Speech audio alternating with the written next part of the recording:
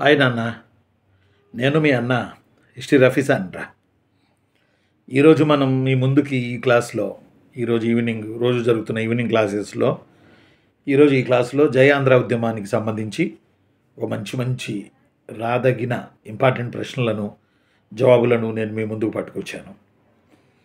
మనం చాలాసార్లు చాలా వీడియోలు క్లాసులు చెప్పుకున్నాం, కాన్సెప్ట్ బేస్డ్ క్లాసులు. ఇప్పుడేం చేస్తున్నాం, ఎగ్జామ్ దగ్గరకు వచ్చేటప్పటికి బిట్స్ ఎలా అడుగుతారు, ఎలా అడిగే ఛాన్సెస్ ఉన్నాయి, ఆ బిట్స్ని మనం చర్చించుకుంటూ వస్తున్నాం. పాఠాలు చెప్పాం, ఇప్పుడు బిట్స్ చర్చించుకుంటూ వెళ్తూ ఉన్నాం. ఆ పాఠాలు విన్న మూలాల నుంచి ఈ బిట్లకు మీరు ఆన్సర్ చేయాలని చేయవలసిందిగా నా మనవి. సరే, ఈరోజు జై ఆంధ్ర మూమెంట్ నుంచి కూడా ఒకటి రెండు ప్రశ్నలు వస్తాయి. జై ఆంధ్ర ఉద్యమము 1973కి ముగిసిపోయింది. 1972లో స్టార్ట్ అయ్యి 1973లో ముగిసిపోయింది జై ఆంధ్ర ఉద్యమం. జై ఆంధ్ర ఉద్యమం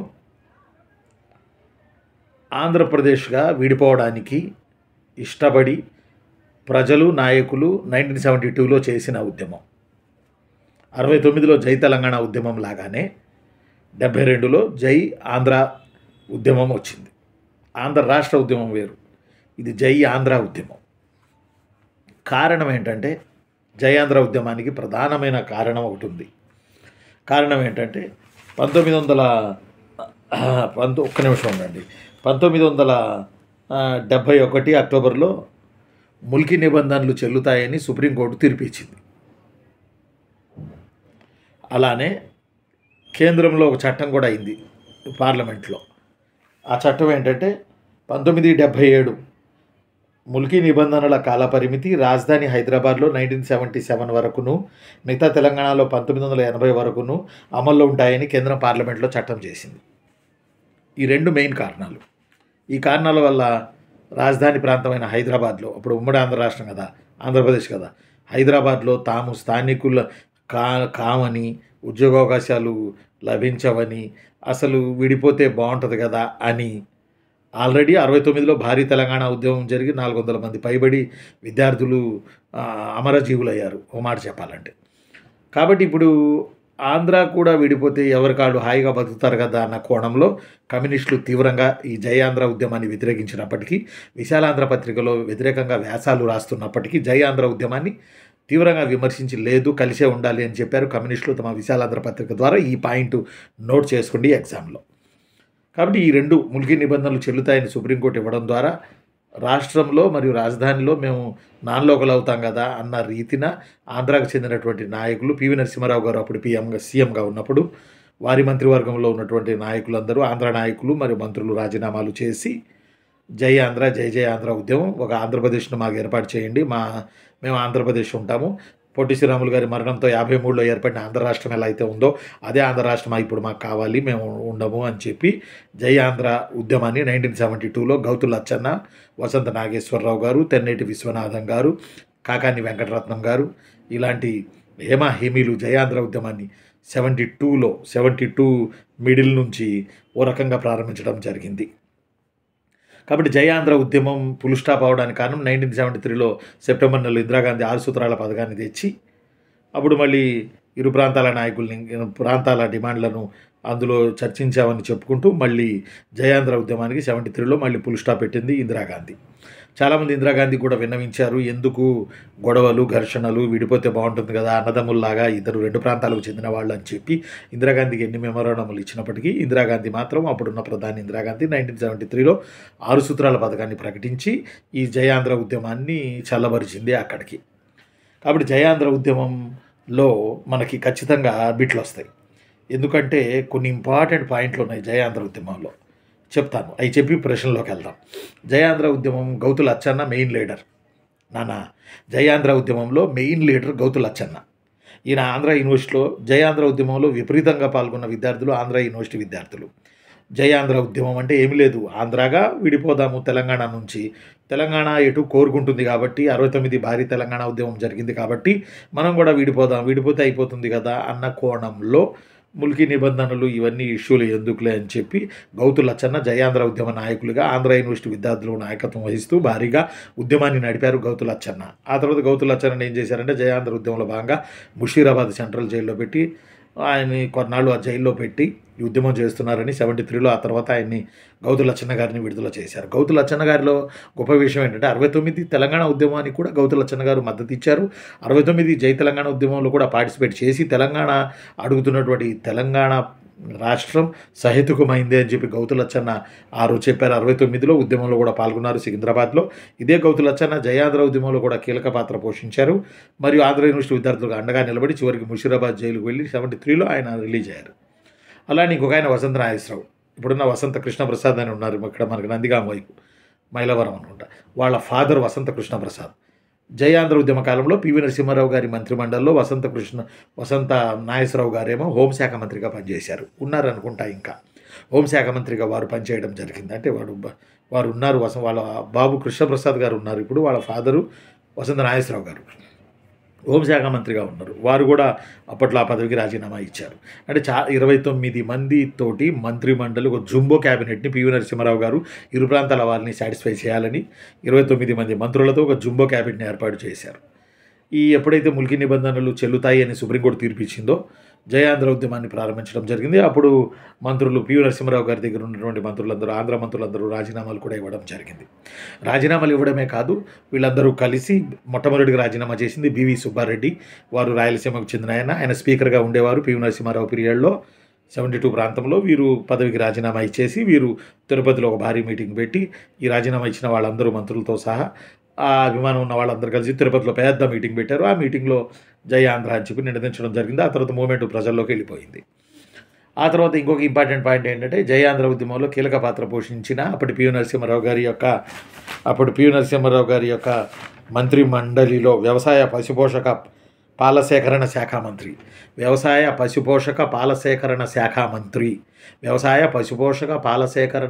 మంత్రి అలానే వాళ్ళు ఆ శాఖ పేరు. ఈ శాఖ మంత్రి కాకాని వెంకటరత్నం గారు ఆ శాఖకు పదవికి రాజీనామా ఇచ్చి జయాంధ్ర ఉద్యమంలో కృష్ణా జిల్లాకు చెందిన జయాంధ్ర ఉద్యమంలో కీలక పాత్ర పోషించారు కాకాని వెంకటరత్నం గారు. అయితే జయాంధ్ర ఉద్యమంలో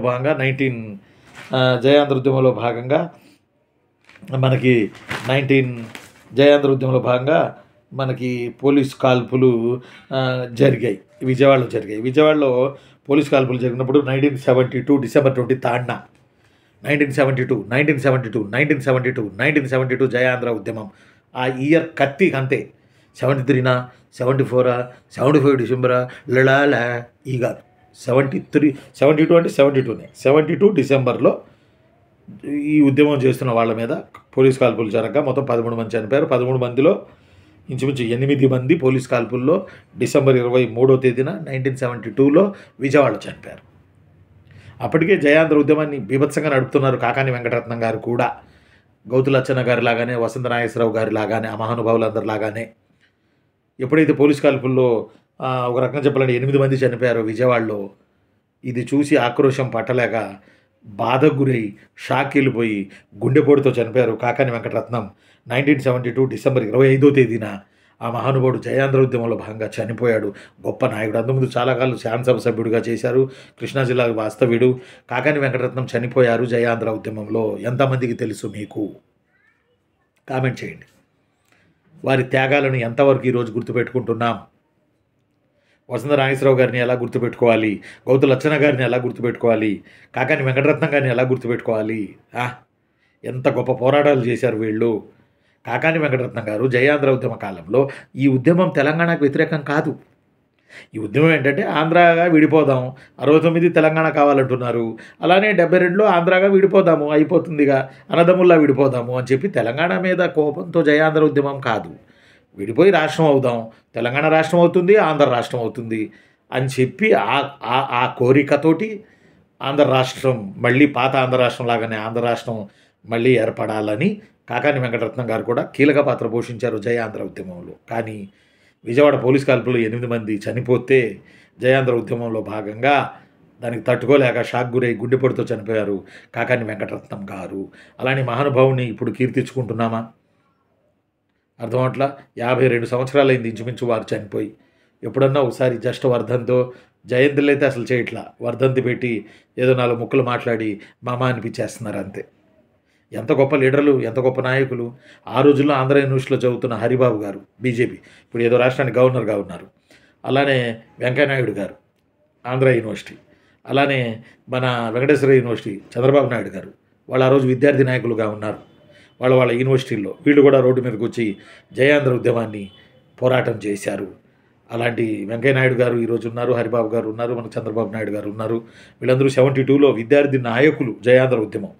అసలు నాయకులేమో వసంత నాగేశ్వరరావు గారు, అసలు నాయకులేమో గౌతు లచ్చన్న, అసలు నాయకులుగేమో మన కాకాని వెంకటరత్నం గారు, అలానే అసలు నాయకులేమో తెన్నేటి విశ్వనాథం గారు, అసలు నాయకులు బివి సుబ్బారెడ్డి గారు, అసలు నాయకులు ముప్పవరపు వెంకయ్యనాయుడు గారు, అసలు నాయకులు హరిబాబు గారు, అలానే ఎంఎస్ రాజు గారు ఆంధ్ర మెడికల్ కాలేజీ నుంచి, అలానే స్టూడెంట్ లీడర్ వెంకటేశ్వర యూనివర్సిటీలో ఎంఏ ఎకనామిక్స్ చేస్తున్న నారా చంద్రబాబు శ్రీ ప్రస్తుత ముఖ్యమంత్రి శ్రీ నారా చంద్రబాబు నాయుడు గారు, వీళ్ళందరూ ఆ రోజుల్లో పోరాటం చేశారు ఆంధ్రప్రదేశ్ కొరకు. అంటే జై ఆంధ్ర ఉద్యమంలో భాగంగా ఆంధ్ర ఏర్పడితే బాగుంటుంది అనే యొక్క కోణంలో. కాబట్టి ఈ నేపథ్యంలో జై ఆంధ్ర ఉద్యమానికి సంబంధించి 1972లో మీకు కొన్ని విషయాలు నేను ఇప్పుడు పంచుకున్నాను ఈ 10 నిమిషాలు.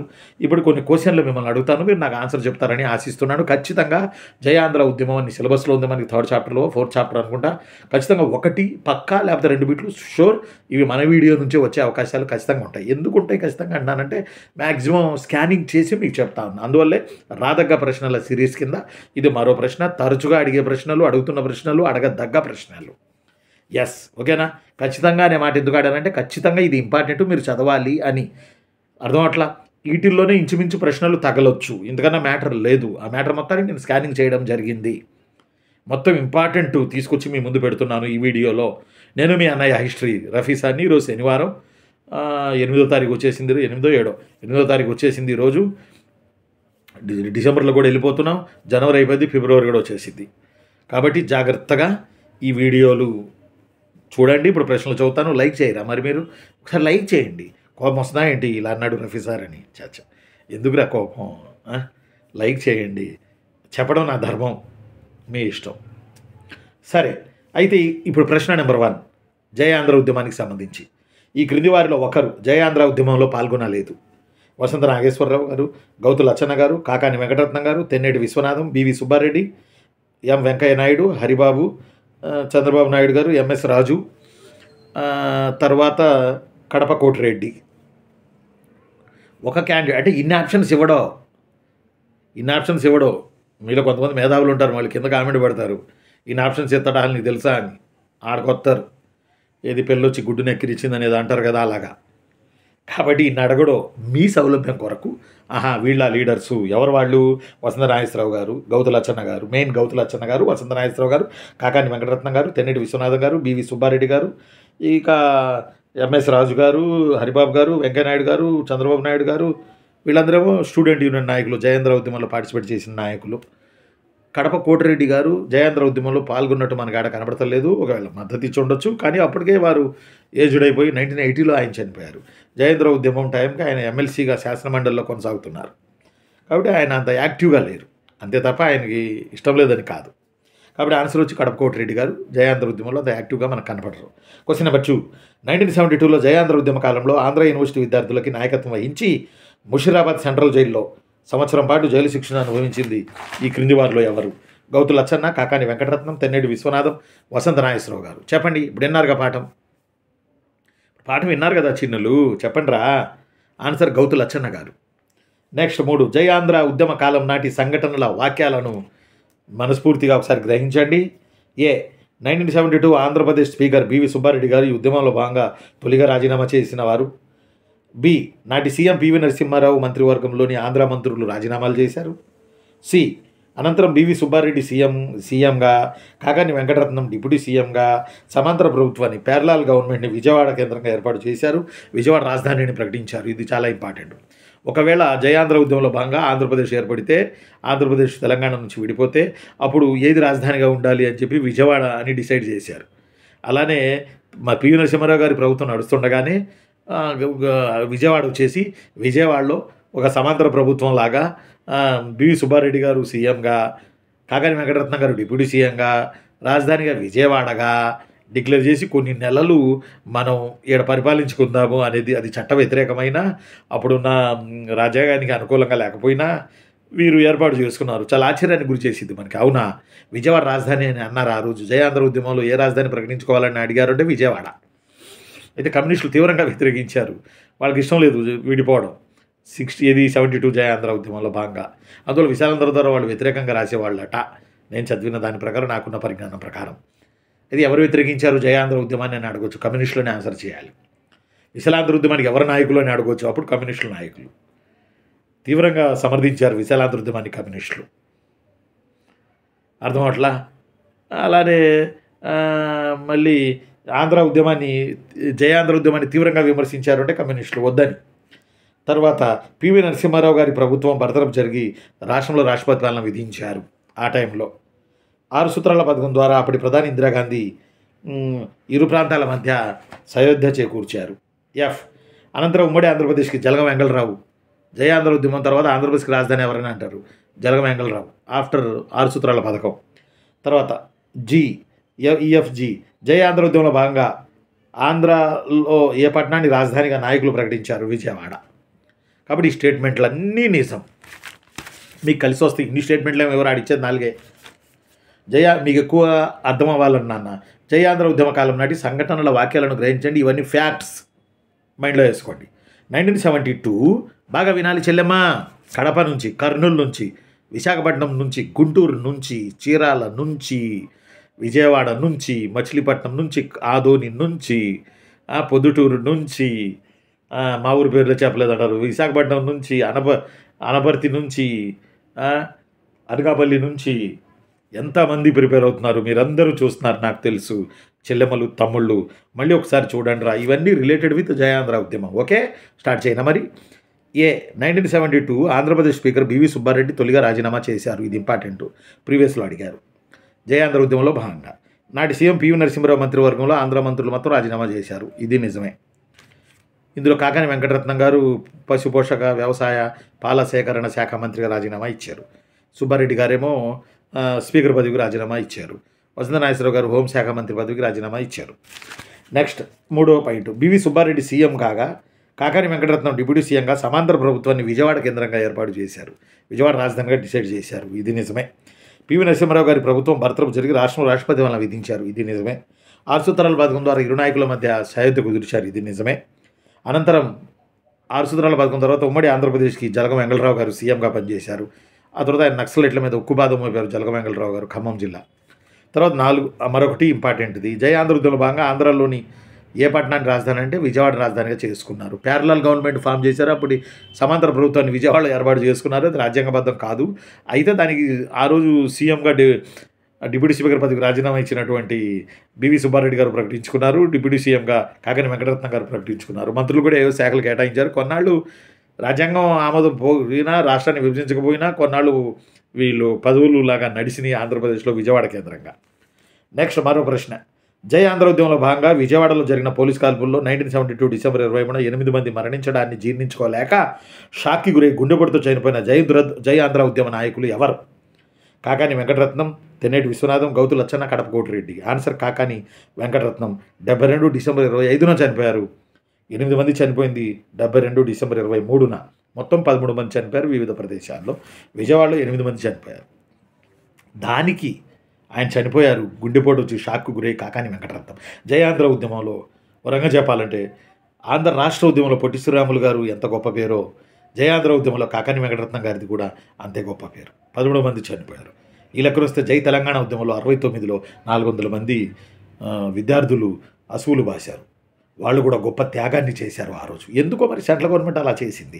ఆ రోజే కనుక తెలంగాణ రాష్ట్రం 72లోనే ఆంధ్ర రాష్ట్రం, లేకపోతే 69లో తెలంగాణ రాష్ట్రం ఆంధ్ర రాష్ట్రాన్ని విభజించినట్టయితే 6 సూత్రాల పథకాలు, ఈ పథకాలు, ఆ పథకాలు పక్కన పడేసి